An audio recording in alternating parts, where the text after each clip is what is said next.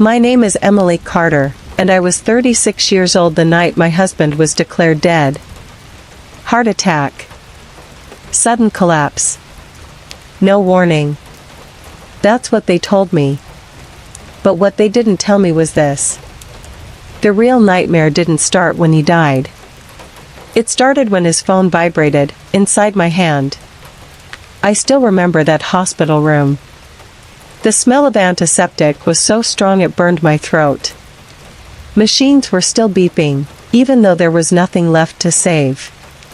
My husband, Daniel, was lying still under a white sheet. Too still. Too quiet. Like the world had simply paused him.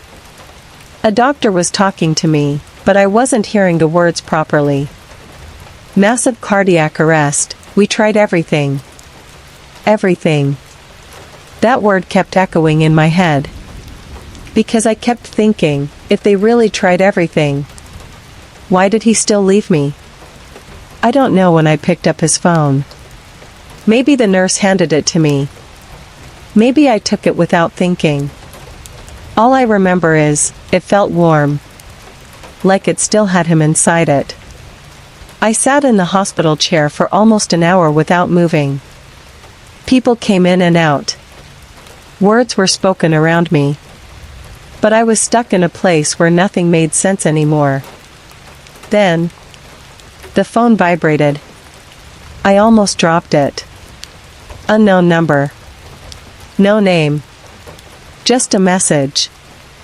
You told me she wouldn't find out. She's at the hospital now. What do we do?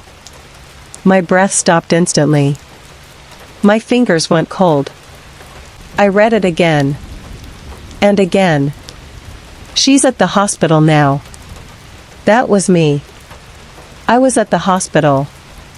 So who were they talking about? And who was she? Before I could even think, another message came. We need to move faster. She might check the house. My stomach dropped so hard I thought I would be sick. My house. Why would anyone be talking about my house right now? I looked at Daniel lying on the bed. Dead. Gone. And yet his phone was alive. Carrying conversations I was never meant to see. I left the hospital faster than I should have. The nurse called after me, but I didn't stop. I just kept walking. Outside, the night air hit my face like a slap. Cold. Real. Unforgiving. I sat in my car for a long time without starting it. Because I kept telling myself, this must be a mistake. Spam messages. Wrong number. Anything except what it felt like. But then my phone vibrated again. Another message. And this time, it wasn't from an unknown number. It was from Daniel's number. My hand shook so badly I almost dropped the phone. I know you're going home. That's what it said. No explanation. No context. Just that. And something about it felt wrong. Because Daniel never texted like that. He always used emojis. Always soft words. Always warmth. This felt cold. Like someone else was inside his words. I started the car. The drive home felt longer than usual. The roads looked different. Like everything was slightly unfamiliar. Or maybe it was just me. Because when your entire world breaks in one night, even familiar streets start feeling like lies. When I reached home, everything looked normal. Too normal. Lights off. Curtains closed. Quiet neighborhood. But my hands were shaking so badly I could barely unlock the door. Inside, it smelled like him. His cologne. His jacket still hanging on the chair. His coffee cup still in the sink. Like nothing had happened. Like he could walk in any second and ask why I looked like this. But he didn't. Because he was gone. At least, that's what I thought. Then I saw it. A door. In the kitchen. Small. Wooden. Old-looking. I froze instantly. Because I had lived in this house for 5 years. And I had never seen that door before. I walked closer slowly. Every instinct in my body told me to stop. But I didn't. Because curiosity is stronger than fear when you're desperate for answers. The phone vibrated again. Don't let her go near the basement. I stopped breathing. Basement? We didn't have a basement. At least, I had never been told we had one. My heart started beating harder. I touched the door handle. It was cold. Strangely cold. And then, it moved slightly. It wasn't locked. It was open. I pushed it. Slowly. The door creaked like it hadn't been opened in years. And behind it was darkness. Not just darkness. Something deeper. Heavier. Like the air itself was hiding something. Stairs going down. Steep. Concrete. Cold. And a smell I couldn't describe. Damp and metallic. Like old secrets. My phone vibrated again. This is your last chance. I dropped it this time. It hit the floor loudly. Too loudly. And for a moment, everything was silent. Even my breathing. Even my thoughts. Then, from the bottom of the stairs, a sound. A breath. Someone was down there. I shouldn't have gone down. Every rational part of me was screaming to run. But grief does something strange to people. It removes fear. Or replaces it with something worse. Need. I needed answers more than I needed safety. So I went down. One step at a time. The air got colder with every step. The light above me disappeared slowly. Until there was only darkness ahead. At the bottom. A room. Dim light. Concrete walls. And a single chair in the center. And sitting in that chair was Daniel. Alive. I swear my heart stopped. I couldn't move. Couldn't speak. Couldn't even process what I was seeing. He looked thinner. Paler. Like he hadn't seen sunlight in days. But his eyes were still him. And yet not him at the same time. Like someone was wearing his life. Emily, he whispered. I finally found my voice. You're dead. He shook his head slowly. No. I'm not. My legs almost gave out. The hospital, they said. I know what they said, he interrupted softly. That was the plan. That word hit me harder than anything else. Plan. What plan? I asked. He looked down for a moment. Then finally spoke. I owed people money. Dangerous people. People who don't forgive mistakes. My chest tightened. So you faked your death? He didn't answer immediately. That silence was enough. I had to disappear, he said quietly. Just for a short time. Enough to reset everything. I laughed once. But it wasn't real. It came out broken. You think dying is something you just schedule? His face tightened. I did it to protect you. That made me stop. Before I could respond, my phone upstairs vibrated again. Then again. And again. Like someone was trying to reach me urgently. Daniel looked up instantly. His expression changed. No, he whispered. What? He stood up fast. Someone else is using my phone. And that's when I felt it. The basement lights flickered. Once. Twice. And then, a message came through. From Daniel's number. Even though he was standing right in front of me. I told you she would come down eventually. My blood turned cold. Daniel grabbed my arm. We need to leave. Now. But I pulled back. No. Not until you explain everything. His eyes widened slightly. Emily, please, there's someone else here. And as he said that, we both heard it. Footsteps. Coming down the stairs. Slow. Controlled. Like they had been waiting for this moment. Daniel whispered something I will never forget. I wasn't the only one hiding in this house. The lights went out. And in the darkness, someone else spoke.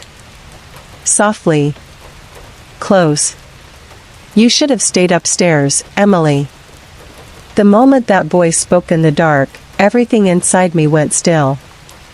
You should have stayed upstairs, Emily. It wasn't Daniel. I knew that instantly. Because Daniel was standing right next to me, holding my arm so tightly it hurt. So the question that broke my mind in that second was simple. Who else was down here? The basement felt smaller suddenly. Like the walls were closing in. Daniel stepped in front of me instinctively. Stay behind me, he whispered. But I wasn't even listening. My eyes were fixed on the darkness ahead. Trying to see something. Anything. Then, a shape moved. Slowly. Out of the corner of the room. A man stepped into the faint light. Older than Daniel. Maybe late 40s. Calm. Too calm. Like he had been waiting for us to arrive. He smiled slightly. And that smile was the worst part. Because it didn't feel like surprise. It felt like confirmation. Finally, he said softly. We're all together now. My voice shook. Who are you? He looked at me like I was asking the wrong question. Then he pointed at Daniel. You didn't tell her everything? Daniel's jaw tightened. Shut up.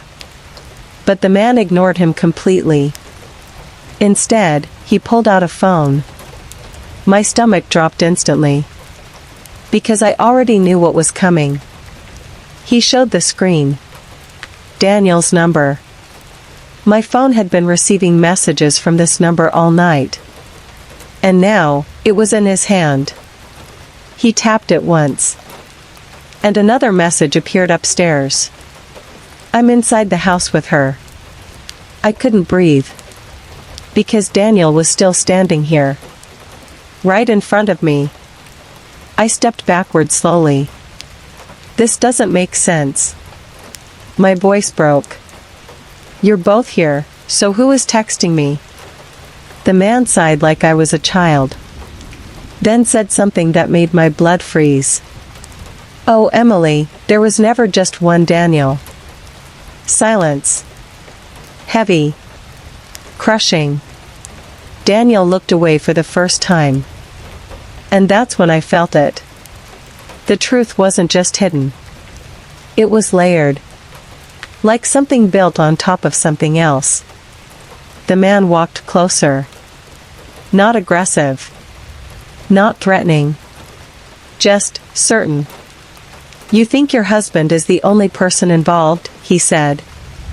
You think this is about death? He laughed softly. No. This is about identity. Daniel finally spoke. His voice was low. Tired. I didn't want you to know like this. I turned toward him instantly. "Know what?" He hesitated, then said it. "I wasn't alone when I disappeared." My heart sank. "What does that mean?" The man answered instead. "It means your husband bought himself out of a debt by giving up someone else's life." That sentence didn't make sense at first. My brain refused it. "What life?" I whispered. The man tilted his head. "Mine." The basement felt colder. Even colder than before. Daniel finally looked at me.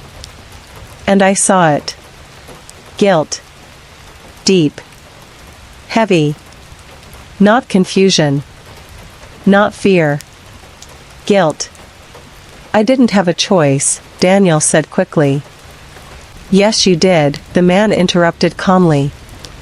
"You just didn't like the price." My hand started shaking again. "What price?" I asked. The man looked directly at me. "Your husband was supposed to disappear."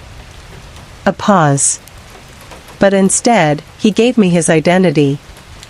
My mind snapped. "His identity?" The man nodded. "I became Daniel Carter." He looked at my husband. And he became someone who never existed. Everything inside me collapsed at once. I turned to Daniel. "You're not him anymore?" Daniel stepped forward. "It's complicated." But I shook my head violently.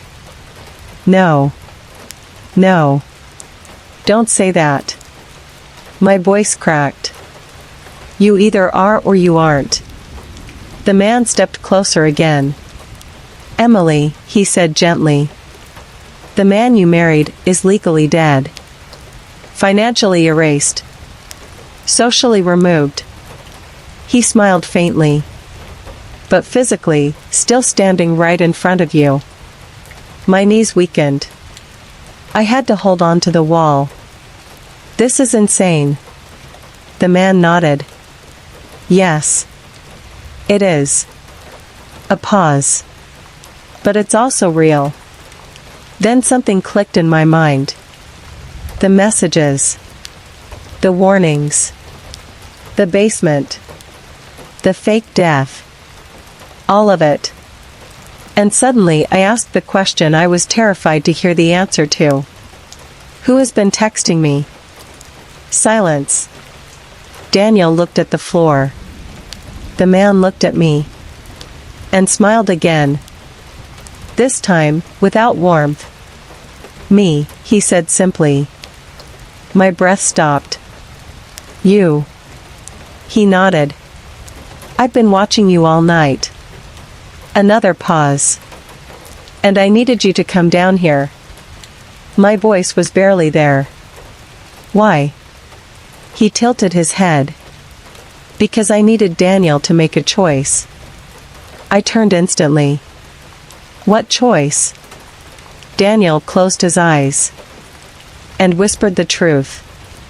"Whether I stay dead, or fix what I broke." The basement went silent. Even the air felt frozen. Then the man spoke again. "Because the people you owe don't forgive mistakes, Daniel." A pause. "And now, they know where you are." As if the world was waiting for that sentence. A loud bang came from upstairs. Something hitting the front door. Hard. Then again. And again. The man looked at the ceiling. "They're early," he said calmly. My heart started racing uncontrollably. "Who's upstairs?" I screamed. Daniel grabbed my arm again. "We need to leave now."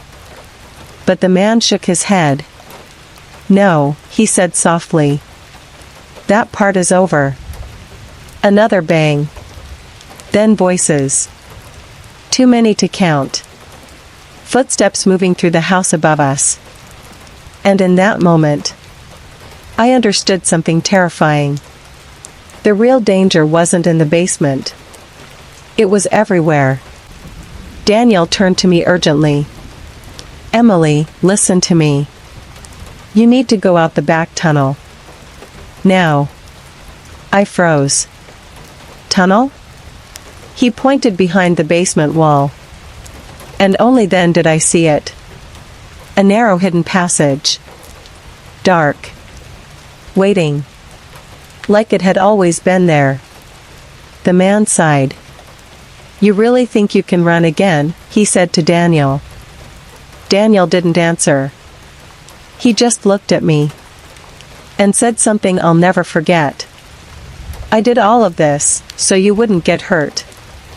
My voice broke. "But I already am." A long silence. Then Daniel whispered. "Then at least let it mean something." Another explosion upstairs. The basement light flickered violently. The man stepped back. "They're inside now," he said calmly. And for the first time, his calm cracked slightly. Daniel pushed me toward the tunnel. "Go." I hesitated. "Not without you." He shook his head. "I'll catch up." But I could see it in his eyes. He wasn't sure he would. I stepped into the tunnel. Cold air hit my face instantly. Darkness swallowed everything. Behind me, I heard shouting. Running. Chaos upstairs. Then Daniel's voice one last time. "Emily. I'm sorry."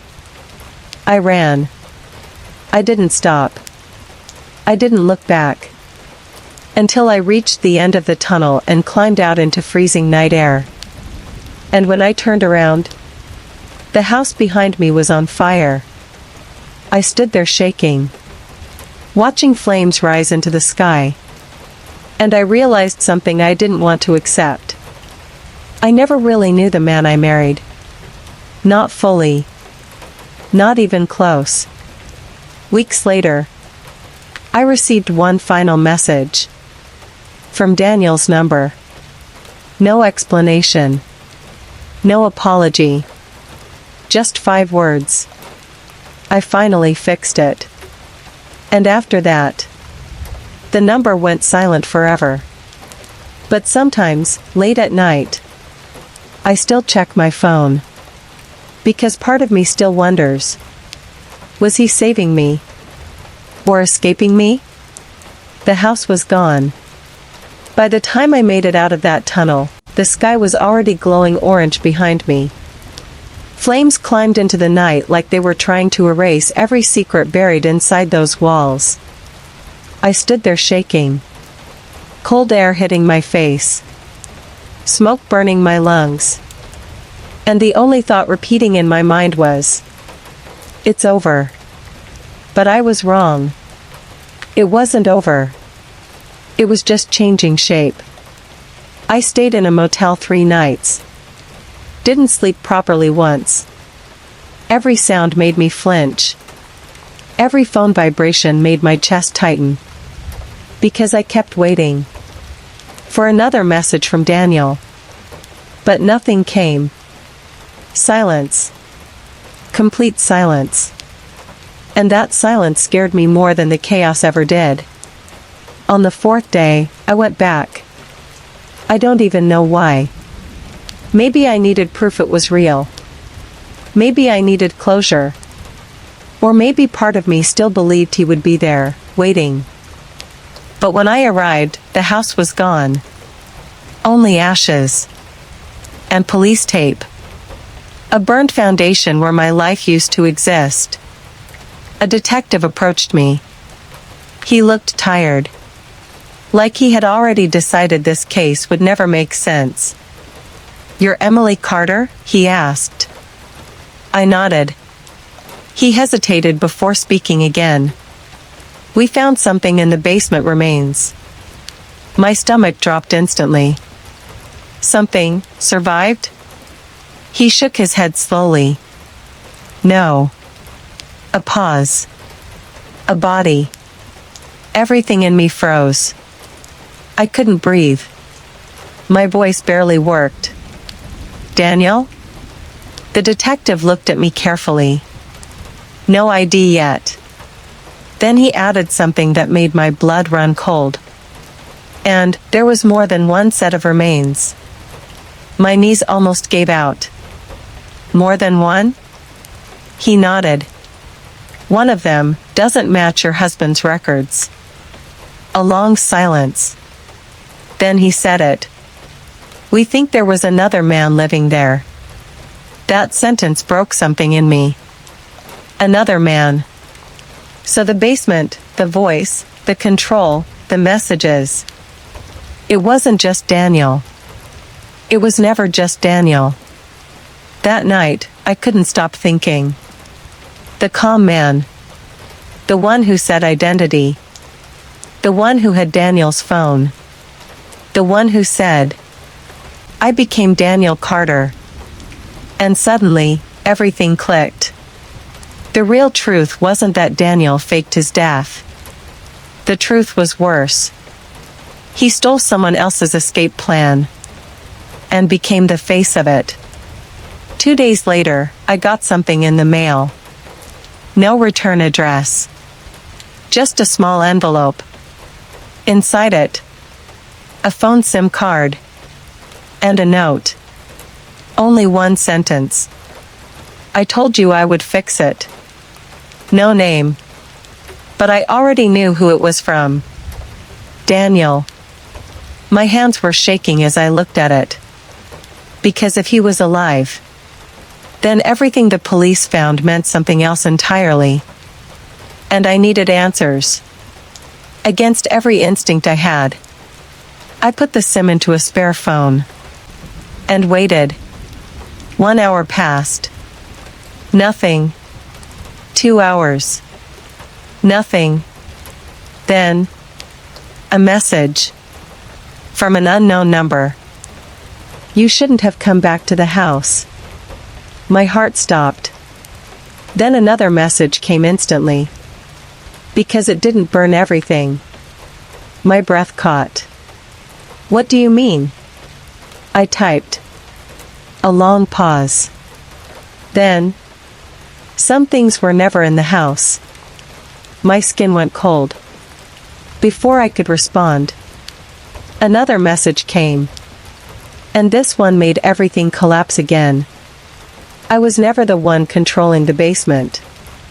My mind went blank. Because that meant the calm man. The one who smiled. The one who knew everything. He wasn't just part of the story. He was the origin of it. I typed slowly. Who are you? 3 dots appeared instantly. Then disappeared. Then appeared again. Finally, a message. You already met me. My hands started shaking uncontrollably.